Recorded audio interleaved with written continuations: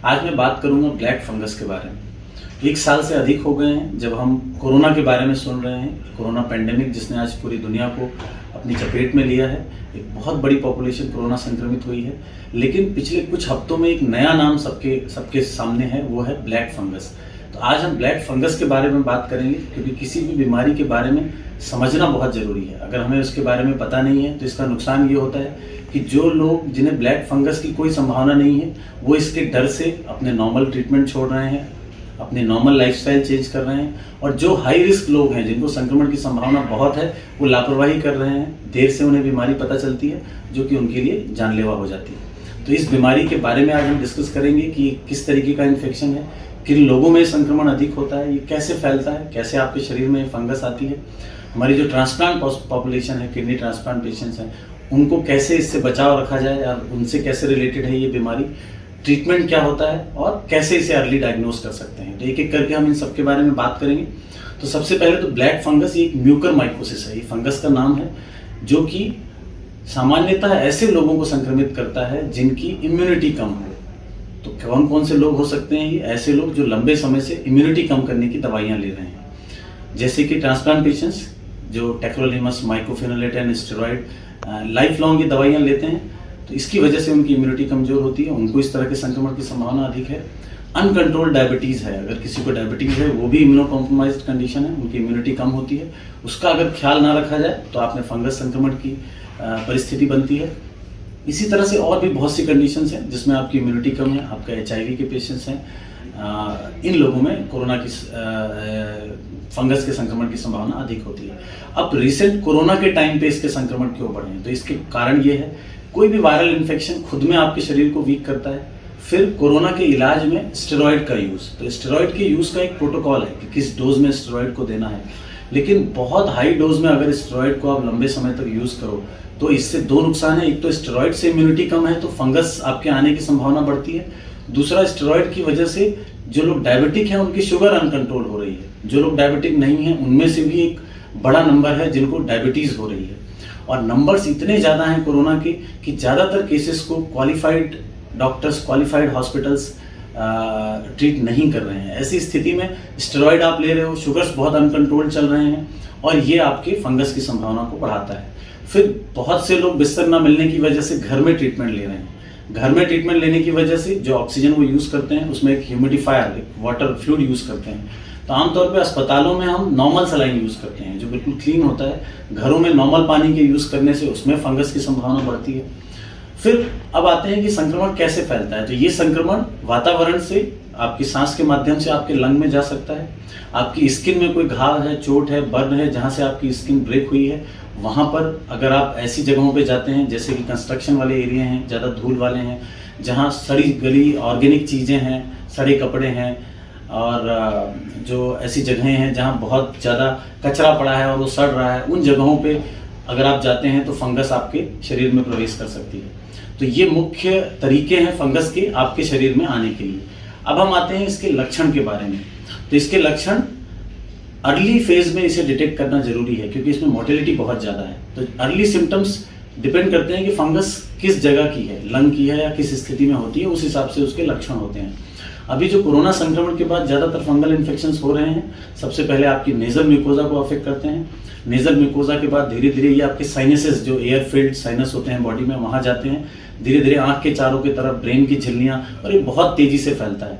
तो शुरुआती लक्षण इसमें हो सकते हैं आपके नाक का बंद होना, आपके आँखों में पानी आना, आपके चेहरे के जो एरिया है उसमें दर्द होना, सरदर्द होना, बुखार आना, उल्टी होना, या आप देख सकते हैं आपकी जो पैलेट है वहाँ पे कई बार ब्लू पड़ने लगता है, ब्लैक पड़ने लग जाता है, नाक में ब्लैकनिंग होने लग जाती है, आपकी आंखों के चारों तरफ सूजन आएगा, रेडनेस होगा। इस तरह की चीज़ें ये फंगल इन्फेक्शन को इंडिकेट करती हैं। अगर ऐसे कोई भी सिम्टम है तो तुरंत डॉक्टरी सलाह लेना होता है।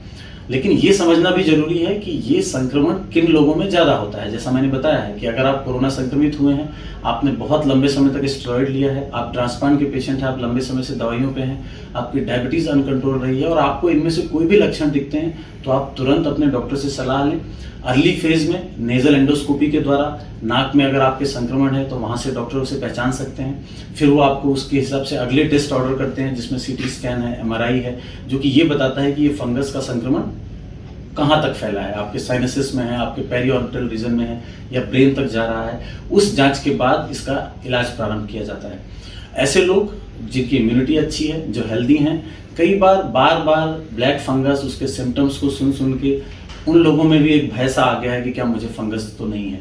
तो ये बहुत ज़रूरी है ये समझना कि आपका स्टेटस क्या है, आपका इम्यूनिटी स्टेटस क्या है। अगर यंग फिट आदमी है जिसे कोई संक्रमण नहीं है और उसका अगर गला खराब होता है, नाक बंद होती है, सर दर्द होता है, तो वो फंगस का लक्षण नहीं है। तो ये सब चीज़ें जानना हमारे लिए बहुत ज़रूरी है। अब मैं बात करूंगा ट्रांसप्लांट पॉपुलेशन का क्या रिलेशन इसके साथ है। तो ये ब्लैक फंगस तो आप अभी सुन रहे हैं पिछले कुछ हफ्तों से, लेकिन हम लोग जो ट्रांसप्लांट प्रोग्राम से जुड़े हुए हैं, तो ये ज़्यादातर ट्रांसप्लांट पेशेंट भी जानते हैं कि उनके ट्रांसप्लांट के पहले बहुत अच्छे से हम इन एटिपिकल इन्फेक्शंस के बारे में बताते हैं, क्योंकि ट्रांसप्लांट को चलाने के लिए इम्यूनोसप्रेशन की ज़रूरत होती है। बहुत सारी ऐसी दवाइयाँ हैं जो आपकी इम्यूनिटी कम करती हैं।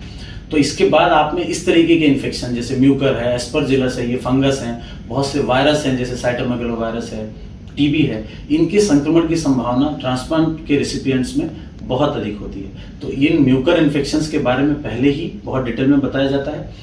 फिर भी इतने ट्रांसप्लांट के केसेस हैं, उनमें फंगल इन्फेक्शन की संभावना इतनी ज़्यादा हम नहीं देखते जितनी आज हम कोविड के बाद देख रहे हैं। इसका मुख्य वजह है कि ट्रांसप्लांट पेशेंट को ये पता है कि उसकी इम्यूनिटी कम है, उसे साफ सफाई रखना है, वो एक क्लीन एनवायरनमेंट में रहता है। अस्पताल में भी जब उसे स्टेरॉइड हाई डोज में दिए जाते हैं तो उसे अलग रखा जाता है, और घर में भी उन्हें पूरी तरह से सावधानी बताई जाती है। तो ज़्यादातर ट्रांसप्लांट पेशेंट को म्यूकर इन्फेक्शंस अगर वो रेगुलर फॉलोअप में होते हैं, डॉक्टर के रेगुलर टच में होते हैं, तो वो इससे बच सकते हैं। यही रीज़न है कि हम सभी ट्रांसप्लांट पेशेंट्स को उनके रूटीन विजिट्स में आने के लिए बोलते हैं। बहुत से पेशेंट्स में हम ये देखते हैं कि उनका क्रिएटिनिन नॉर्मल चल रहा है, 6 मंथ तक वो रेगुलर फॉलोअप में नहीं आए, क्योंकि किडनी तो अच्छी है। लेकिन यहाँ पे सबसे बड़ी चीज़ ये है कि जो आपकी दवाइयों का डोज एडजस्टमेंट हम करते हैं, वो समय के साथ साथ डोजेस को हम कम करते हैं कि आप कितनी कम इम्यूनोसप्रेशन की दवाइयों पे आपकी किडनी वर्क कर रही है। तो अगर आपका टेक्रोलिमस दवाई का लेवल 8 है या 5 है या 10 है, हो सकता है तीनों ही लेवल पे आपकी किडनी नॉर्मल काम कर रही है और आपको लग रहा हो कि आप ठीक चल रहे हैं। लेकिन अगर आपका ड्रग का लेवल ज़्यादा चल रहा है, आपकी स्टेरॉइड की डोजेस हाई हैं, तो ये आप में ब्लैक फंगस जैसे इन्फेक्शन की संभावना को बहुत बढ़ाती है। इसलिए सभी ट्रांसप्लांट पेशेंट को ये हमारी एडवाइस होती है कि जो भी उनके शेड्यूल बने हुए हैं कि डिस्चार्ज के बाद नेफ्रोलॉजिस्ट से कम मिलना है और दवाइयों के जो चेंजेस होते हैं वो पूरी तरह से समय पे लेना चाहिए।